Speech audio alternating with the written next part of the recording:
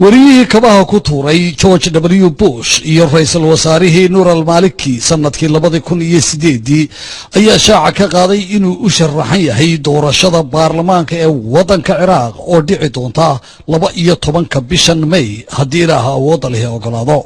wariyahan oo lagu magacaabo Muntaz Azaydi ayaa caan ku noqday caalamka markii uu labadiisa kabood si isdaba joog ah ugu tuuray madaxweynihii Mareykanka George W. Bush isagoo ku dhawaaqaya jaamahaasi waa dhunkashadii ay kugu nabadgeliyeenayeen ummadii iyo ubadkii aad waalidkood xasuuqday ay baatahay iyo erayo lamida. inkastoo asayidi waxa uu ku tuuray ay kaba ahaayeen haddana waxay maskaxda caalamka u muujisay arrintani inay tahay calaamad muujinaysa sida dadka reer Ciraaq uga soo horjeedaan gulufka colaadeed ee ku habsaday. waxaana kabahan oo dahabi u eg taalo looga dhisay gobolka Tikrit.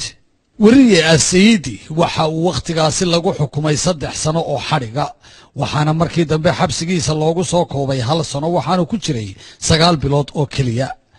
asayidi waxa uu wadanka ka baxay sanadkii 2009 waxaanu dib ugu soo noqday sanadkii 2011 dabadeedna waxa uu aasaasay Asayidi Foundation oo ah hay'ad caawisa agoomaha waalidkood ku naf waayay gulufkii Mareykanku ku qaaday dalka Ciraaq.